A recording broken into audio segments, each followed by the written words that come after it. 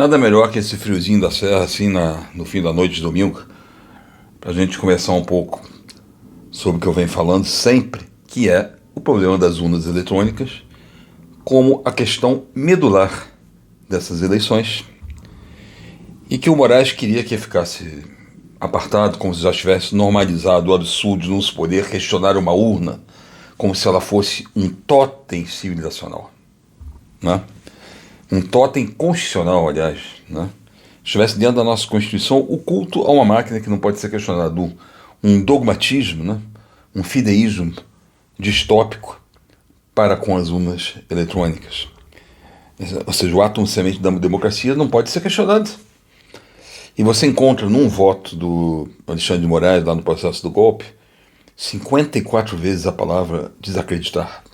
Desacreditar no processo eleitoral, desacreditar no Supremo Tribunal Federal, desacreditar nas instituições, como se existisse um objeto de fé e não algo que é submetido a um contraditório, que é submetido a um exame crítico sempre, como é característico das democracias, e você tivesse que devotar fé ao agente público. Você tem que acreditar que ele está sendo sincero.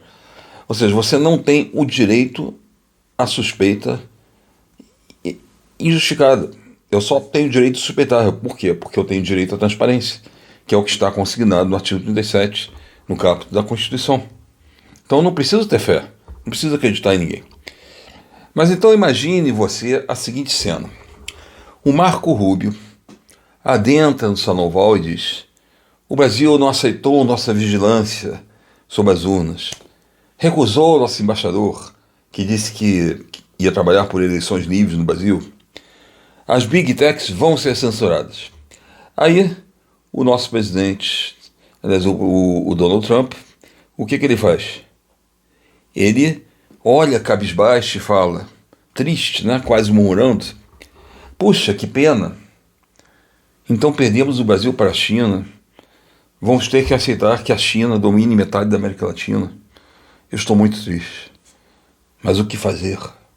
Depois ele diz que esses ministros da Suprema Corte Brasileira são os maiores adversários que nós já enfrentamos. Nem Stalin e Hitler foram tão poderosos, mas nós não podemos fazer nada. Você imagina uma cena dessa acontecendo?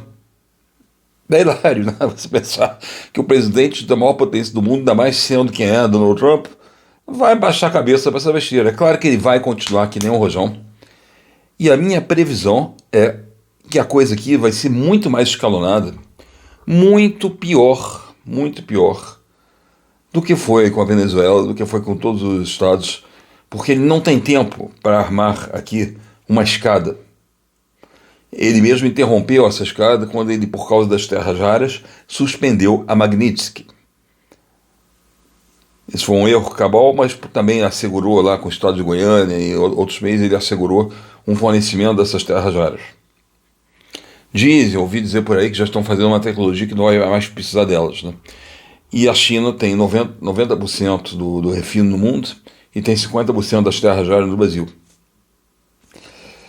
Mas, por causa disso, como ele interrompeu esse processo de reversão e o STF continuou apostando na estabilização de um mundo à esquerda, né? Então ele agora não tem tempo para reverter isso de uma maneira que seja gradual. Caça de vistos, sanções, lei Magnitsky, o que for. E a minha previsão é que, não estou falando que eu desejo, que eu não desejo, como diriam, você está contra o Brasil. Para começar, ninguém é comprometido com uma ditadura. Uma ditadura não é a autodeterminação dos povos. E o conceito de soberania tem que ser palmilhado aqui sempre explicado, sempre obviado, né? Soberania é o poder de determinar um ordenamento jurídico sobre um território, poder este acima, do qual não há nenhum outro. Não obstante, diversos pactos internacionais, havidos principalmente depois da Segunda Guerra Mundial, né, a Declaração dos Direitos Humanos de 1948, de Eleanor Roosevelt, né, que ela estabeleceu vários cânones que devem ser seguidos por todos os países. E isso aí é uma mitigação da soberania. Então, por exemplo, Se você achar que soberania é um direito absoluto, você seria obrigado a concordar que o Hitler, se tivesse matado 20 milhões de pessoas em campos de concentração dentro do território da Alemanha, então ele podia matar, não tinha problema. Não. Esses pactos implicam numa consciência universal, uma consciência que está comprometida com direitos que se encimam a qualquer Estado. Então esse papo de soberania, essa coisa é muito engraçado vindo da esquerda, né, que sempre falou que patriotismo e soberania eram o equivalente de fascismo. E o Trotsky, que sempre defendeu a revolução permanente, e o Marx, não só a libertação das classes econômicas opressoras dentro dos países, mas com uma união internacional, uma república internacional dos trabalhadores. Então é uma coisa assim que realmente fica tão artificial, mas tão hipócrita quando vem da boca da esquerda que a gente só pode rir, né? Então é claro que ele vai ter que fazer uma interferência aqui. Mas o interessante que nós tínhamos que notar é que uma tal miopia, um deserto civilizacional que é preenchido por um continente mental argentário que só pensa em pequenas escalas de poder doméstico, é capaz de acreditar que o mundo é o mapa-mundo de Brasília, ao qual as grandes questões mundiais vão ser reduzidas ali. Ou seja, é muita mediocridade, né? Então você imagina o hilário de tal situação. Ou seja, um mundo em que o sujeito faz uma prova para a magistratura ou para o Ministério Público e a partir daquela decoreba toda com a qual ele passou, ele passa a administrar a geopolítica de um país sem ter a mais mínima envergadura para isso, sem nunca ter realizado um pensamento dentro da filosofia política e não ter nunca, jamais, portanto, erigido uma cosmovisão. Aí, com aquele concursinho que ele tem, com aquele conhecimento que ele tem, ele vira o cara que vai ser o mentor da geopolítica de um país. Isso aí é uma coisa assim, uma situação em que nós vemos que a jurisaristocracia, né, uma aristocracia dos juízes, ela é comprometida na sua própria base, né, que é a falta de bagagem intelectual deles para estarem onde estão. Não é função dos juízes, né? Então, por exemplo, a Suprema Corte, ela muito antes do Kelsen erigir a sua doutrina sobre as cortes constitucionais, ela já exercia esse controle de constitucionalidade. Mas os grandes juízes, como Marshall, o Marshall foi o primeiro responsável foi o responsável pela decisão pela qual se erigiu a chamada supremacia do judiciário. E o que ela é? A supremacia do judiciário é constituída pelo fato de que é o judiciário que dá a última ratio, a interpretação da Constituição. Mas eles se preocupavam intensamente em não serem criadores, não usarem a jurisdição para revolucionar valores e viabilizar interesses partidários, né? Essa foi a diferença entre um ativismo judicial investigativo e aquele que é o nosso, que faz descer a política constitucional abaixo da política partidária. Isso aí é o que acontece aqui no Brasil. Pessoas que não têm estatura nem sequer no direito passando a governar um país. Então só podia dar numa besteirada dessa, né, implicar-nos com o eixo eurasiano. O que se provou agora, eu sempre falei isso, né, que está nos filiando a uma outra franja civilizacional. E aí, a primeira coisa que o Lula faz é ligar para o Xi Jinping e para o Putin. Quer comprovação maior do que essa? Ou seja, já não é mais aquela coisa idealizada, conspiratória, é uma coisa tátil, que para mim já era tátil há muito tempo, né? Mas para outros só agora os seus olhos ficaram abertos, mostrando que na verdade atrás do que o Brasil, do papel que o Brasil está desempenhando, está uma grande tensão civilizacional. Essa civilização judaico-cristã, formada pelas matrizes helênica e semítica, né? O mundo judaico-cristão também que se fez uma simbiose com a cultura grega, isso é a civilização ocidental. Então é essa civilização que está em jogo, com uma ideologia que nega a ontologia, uma série de coisas, e nega os valores todos que nós temos. Eu já voltaria a falar sobre isso, né? Mas essa cena, voltando ao tema, essa cena imaginada na Casa Branca, é uma cena impossível. E isso aí me faz entender, ou seja, que justamente como essa cena é impossível, que os Estados Unidos não podem abandonar o Brasil para a China, senão é o fracasso de toda a política que ele está empreendendo de restauração do Ocidente, né? eles vão agir de maneira muito mais contundente que a escala progressiva da corte, né, aliás, da corte, não, digo assim, de aplicar à corte apenas cortes de vistos, depois sanções aos membros da Suprema Corte, ou a todos os políticos brasileiros envolvidos. Eles vão fazer uma intervenção para o que for necessário para que o Brasil não fique entregue às mãos da esquerda, como um reduto de todo o movimento mundial que aconteceu para esgarçar a civilização ocidental, né? O corte de vistos, o corte de produtos, o corte de aquisições, de importações, as tarifas, isso tudo ele sabe que não vai adiantar. Ele sabe que não vai adiantar, porque o Lula está com uma perspectiva davidiana. Ele é o Davi contra o Golias, né? Essa é a perspectiva davidiana. Então, ele acha que além de ele ter dividendos eleitorais disso, ele tem também um papel de ponta. Ele está na vanguarda de uma multipolaridade. E é isso que está habitando a mente dele. É uma mistura de um socialismo romântico com um oportunismo barato. Então, não tem tempo. Os Estados Unidos estão na iminência de perderem o Brasil se eles imprimirem um ritmo credenciado em todo o projeto de restauração da civilização ocidental contra a esquerda. Eles não podem, aqui eles não podem ter isso. Não podem se dar esse tempo. É o que eu acho, né? E aí eu vejo que eu acertei em cheio quando eu apontei para as urnas eletrônicas, dizendo que elas seriam o gargalo pelo qual as eleições passariam, que elas seriam o desate de toda a situação de confronto. E é claro, por quê? É simples, os Estados Unidos sabem que toda eleição passa por esse gargalo, de nada adiantando, manias eleitorais, alianças, pressão americana, porque quanto mais forte, inclusive, estiver a oposição, mais legitimada fica a eleição se houver urnas adulteradas. Você imagina, não, nós tivemos todas as chances, não perseguimos ninguém. Claro, porque então quanto mais forte for a oposição e ela perder as eleições, se houver uma urna adulterada, mais legítima fica, porque o que fez em grande parte, se contestar as eleições de 2022, foi a perseguição desembestada, a parcialidade completa, né? Então agora é o contrário. Se você tem uma urna já inquestionável, né, intangível, você tem algo que assegura o resultado da eleição, né?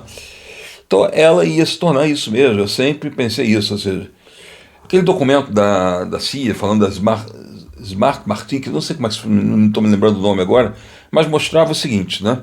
Ele mostrava que se determinado candidato que se quer favorecer com o eventual manejo das urnas tiver muito bom desempenho em uma determinada região, é ali que a fraude vai ocorrer, porque ela será mais factível.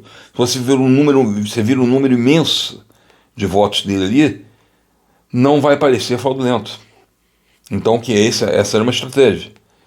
Não estamos falando nada que se aconteceu ou não aconteceu isso no Nordeste, aqui no Brasil. Estamos falando apenas que é uma metodologia que casaria com essa hipótese. Mas então o que acontece? O que acontece é que nenhuma vigilância pode acontecer se os computadores dos auditores não puderem se conectar às urnas. O relatório do Exército no Brasil, ele mostrou como os oficiais do IME, né, Instituto Militar de Engenharia, que foram fazer essa auditoria, não puderam conectar os seus computadores às urnas. E o Ramagem disse a mesma coisa, aparece no relatório do golpe, que a nenhuma entidade foi permitida a conexão de seus softwares com as urnas. Como fazer uma auditoria assim, né? Mas é preciso entender, né, que o que é o código-fonte? Todo mundo pensa, o código-fonte onde está a fraude. Não é nada disso. O código-fonte é um programa. Não é. O código-fonte é aquilo que gera o programa, né? O código-fonte não é o programa que funciona dentro da máquina. Ele é apenas um conjunto de arquivos de texto que eles contêm instruções escritas por um programador. Essas instruções são transformadas por um programa chamado compilador numa linguagem de máquina, que é 0 e 1. 0 é uma menor potência de eletricidade, 1 é maior. Então é um código binário por isso. Ele vai processando sim, não, sim, não, sim, não, não, sim, sim, sim, essa coisa toda. E é assim que o programa é executado. Então, o compilador é que transforma aquilo que foi escrito em texto, do código-fonte, em linguagem de máquina. Isso que vai resultar dessa compilação é o programa em si. Então, como é que se faz uma auditoria? Uma auditoria ela consiste em verificar se o programa instalado foi realmente gerado a partir daquele código-fonte que foi apresentado para análise. Isso é feito com uma comparação, uma espécie de impressão digital matemática de arquivos. Tem um nome disso chamado hash, eu não vou pedir, não peço para explicar isso, né? Mas, além disso, essa verificação ela pode mostrar apenas que o programa instalado corresponde àquele código que está ali. Porém, ela não prova por si só que o processador esteja executando exclusivamente aquelas instruções. Pode estar fazendo muito mais coisa ali dentro. Então, teria que ter um computador conectado para verificar tudo que acontece dentro da máquina. E não apenas se o código-fonte é o mesmo, né? Então, para comprovar essa identidade com o que está escrito no código-fonte e o que é executado pelo processador, é necessário um meio independente de observar em tempo real essas instruções. O que é observar? O que é observar aí, entre aspas? É uma máquina ver o que a outra está fazendo. Como Alexandre de Moraes proibiu e fez com que entrasse numa sala para ver esse código-fonte apenas com papel e caneta para um código de milhões de linhas, um código-fonte de milhões de linhas, não teve auditoria. Essa é a verdade. Então, o que a gente postula aqui não é falar que houve fraude, é falar que a transparência, se ela é negada, isso já é suficiente para impugnar uma eleição. Tem que ter transparência e tem que todas as entidades designadas pelos partidos para auditar poderem conectar seus computadores às urnas, terem inteira liberdade. Fazer isso, inclusive, com escolhas aleatórias de máquinas e tudo. Uma coisa hilária que teve foi o ministro Nunes Marques abrir as urnas. Seria a mesma coisa que você abrir o cérebro, talvez uma analogia muito boa, já que falo do computador e cérebro humano, você abrir o cérebro e você mostrar o cérebro aqui e de mostrar isso para as pessoas aqui o cérebro dentro do crânio. Você já soubesse como funciona o cérebro, ou seja, o que significa aqueles circuitos elétricos neuroniais, como que eles funcionam e produzem uma compreensão, um entendimento. E além de tudo, a filosofia da mente estuda muito isso, que é a perspectiva da primeira pessoa, né? O ser para si mesmo imaterial, sem dimensão, ele é diferente de você olhar a estrutura cerebral. Ele se manifesta ao eu como só a esse eu se manifesta. É a chamada perspectiva da primeira pessoa. Dentro do computador, para nós entendermos o que está acontecendo, não é saber que tem um hardware ali. Ó, aqui tem isso, aqui tem aquilo, vocês estão vendo? Não estou vendo nada, estou vendo um monte de material na minha frente. Isso não significa compreender as interações lógicas que aqueles materiais dentro do circuito de pulsos elétricos vão produzir. Imagine que eu quisesse falar para as pessoas que o Mein Kampf do Hitler não faz mal a ninguém, eu abriria o livro e colocava, vocês estão vendo? Vou colocar em minha mão dentro do livro, tá vendo? Não mordeu. Então o livro não faz mal. Ora, não é o material do livro que faz mal. São as ideias que, mediante aquele material, se propagam. O software é a mesma coisa. Não é o material que te faz entender qualquer coisa. O que faz você entender qualquer coisa são as interações lógicas produzidas com aquele material. E isso aí não é uma coisa material. Isso é uma coisa relacional. Então, a gente entendendo isso aqui, a gente está tendo a clara noção de que a transparência é o contrário da crença, não é a descrença, como muitos pensam, pelo menos para esse desiderato das urnas. Por quê? A crença é a certeza sem evidência. A transparência é aquilo que mostra tudo a você para que você possa ver se há evidência ou não. Então, ainda que indiretamente, a transparência fica sendo o contrário da crença. E nós estamos num Estado democrático de direito em que todo conhecimento e toda certeza pode ser submetido à crise por meio do contraditório, por meio da investigação. Então isso foi negado. A gente não tem que acusar que houve fraude das urnas, mas sim que foi negada a transparência e que talvez continue a ser. E isso, para mim, é um golpe de Estado. Isso, para mim, é um golpe de Estado. Porque eu não preciso provar que houve fraude. Bolsonaro foi muito mal orientado por seus advogados, por tudo como sempre, né? O Bolsonaro, ele às vezes escorregava, pese a admiração que eu tenho por ele, mas ele escorregava algumas coisas, porque ele tinha que defender a máxima transparência. Não sair acusando, dizendo que houve fraude, que a possibilidade, que isso, aquilo, era suficiente, né?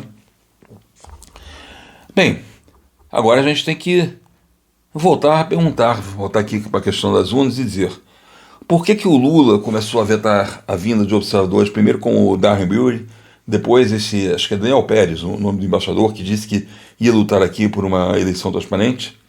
Por que todo mundo agora começou a falar disso, né? O Moraes deve estar engolindo a seco isso aí, que ele pensou que essa discussão estava acabada. Ela não está vindo de dentro do Brasil, está vindo de fora. Parece que o mundo não se deixou enganar por isso, né? Você não pode questionar uma urna. Ou então aquela frase boba do Fachin, diz, criticar as urnas é criticar a democracia. Eles podiam nos levar, ao menos, da vergonha ali que a gente sente que vê um ministro da Suprema Corte com uma frase tão pueril, tão infantil. Né? É claro que criticar as urnas não é criticar a democracia, pelo contrário, é exigir a transparência para que ela represente fidedignamente a expressão do voto popular, a vontade popular. Então eu não estou criticando a democracia, pelo contrário, estou querendo que ela se reforce com um instrumento que faça corresponder o resultado àquilo que é realmente a vontade do povo. Então uma besteirada, uma coisa tão infantil, que a gente fica assim, meu Deus, esse cara é ministro do STF, ele acha que essa frase é uma frase muito inteligente, e a imprensa, que nem uma bocosaura incapaz, batendo palma para isso aí, é realmente da gargalhada, né? Agora, por que o Lula está fazendo isso? Só não resta pensar que ele está com medo desse exame, né? Ele está com medo de que sem censura, sem perseguição e principalmente sem fiscalização desse processo eletrônico, ele consegue, ele só consegue ganhar com censura, com perseguição e sem fiscalização desse processo eletrônico. Quem não deve não tem. Por que tem tanto medo que alguém observe? Ora, por exemplo, se alguém for perguntar qualquer coisa sobre mim e eu tiver tudo dentro dos conformes, tiver com toda a lisura dentro de determinada questão, eu vou mostrar tudo que eu tenho, não tenho nada a temer. E ele sabe que os Estados Unidos está colocando o dedo na ferida. Ele disfarça isso, como eu falei, de uma luta davidiana, né? Ele é o Davi contra os Golias, mas não é nada disso, não. A verdade é que ele está vendo muito bem o que está acontecendo e como está sendo desmantelado todo o processo de aparelhamento do Estado pela esquerda dentro dos Estados Unidos e, por via de consequência, no resto do mundo.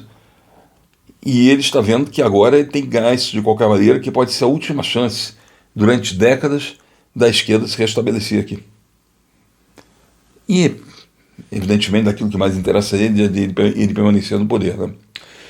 Então, por exemplo, nas eleições de 2022, foi o contrário. Veio William Burns da CIA, veio Jack Sullivan, conselheiro de Segurança Nacional dos Estados Unidos, Vitória Nuland, secretária de Assuntos Políticos, que armou o golpe lá na Ucrânia. Todos esses foram enviados pelo governo Biden, não teve problema nenhum, né? O Fachin se reuniu com embaixadores, pedindo que eles aceitassem rapidamente o resultado das eleições.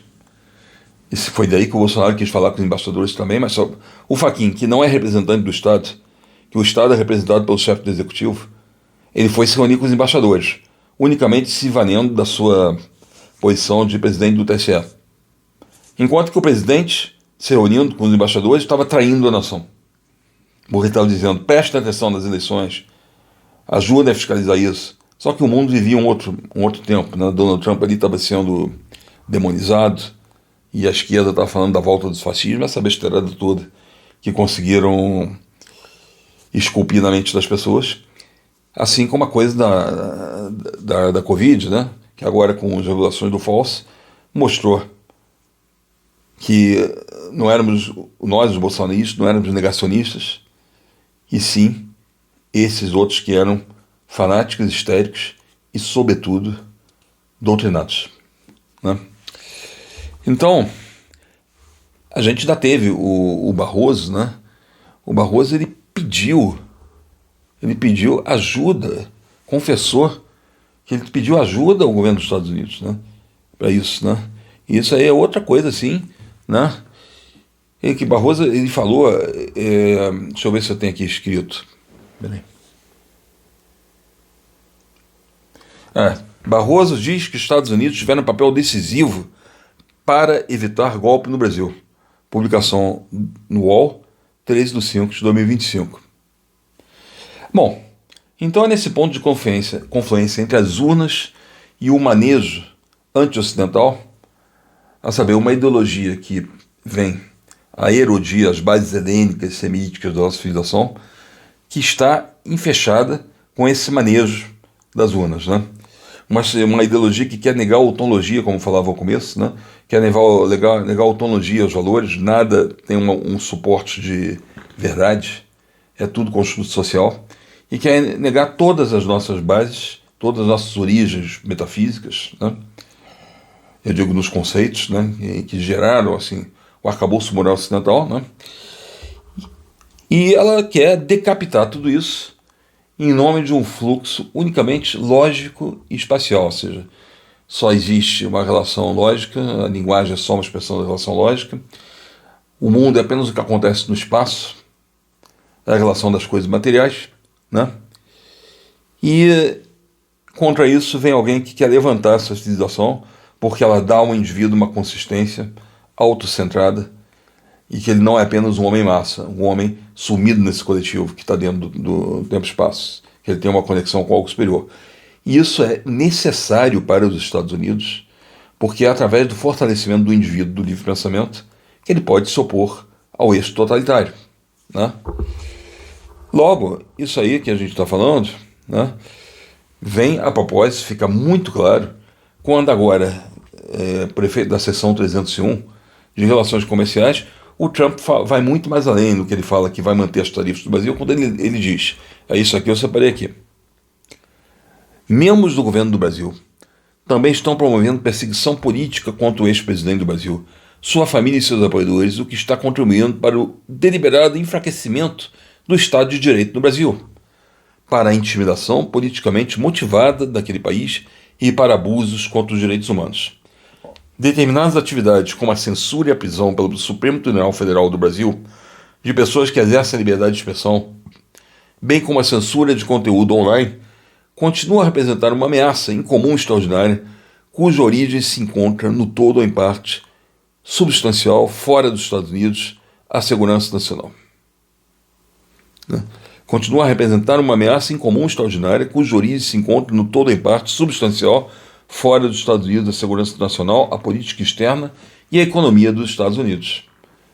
Então vocês veem como é que ele está ligando as ações dele a uma doutrina muito maior, algo de envergadura muito maior. E ele está entendendo que essa censura, essa perseguição, elas vão contra a segurança dos Estados Unidos. Por quê?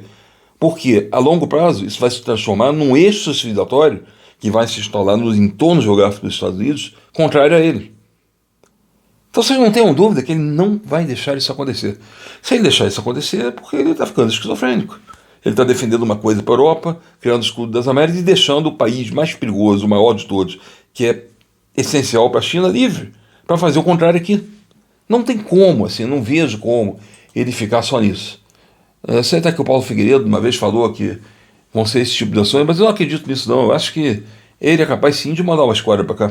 Eu não consigo concluir outra coisa, né? E ele fala, o que o Trump fala nessas palavras que ele expressa, é uma coisa que está em linha direta com a doutrina do Orwell, né? Na qual a liberdade de expressão ela é um ativo estratégico de segurança nacional. Por quê?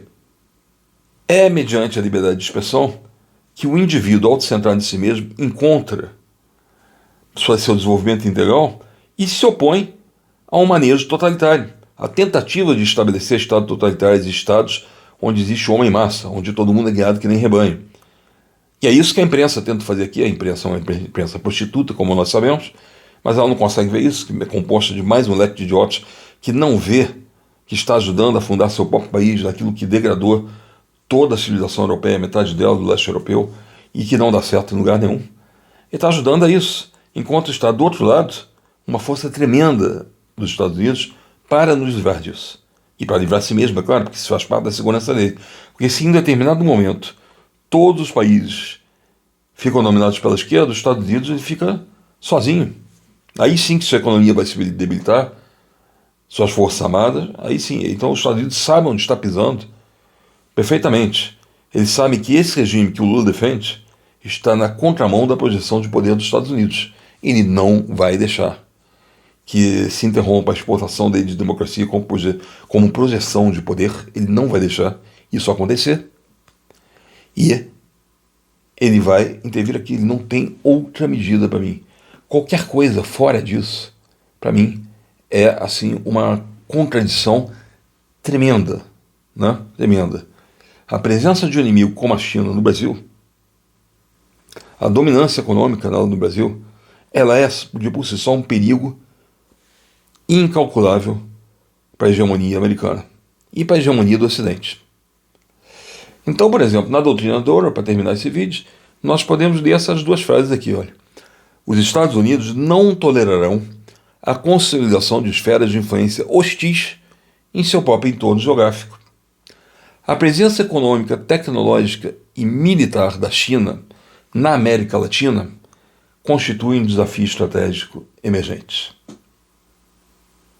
Muito bem. Eu acho que é impossível ser mais claro do que eu fui em todas essas questões, não é? Eu espero que vocês aproveitem esse vídeo, reflitam e pensem que eu sou apenas um pingo d'água, o mundo inteiro está falando dessas urnas. Obrigado.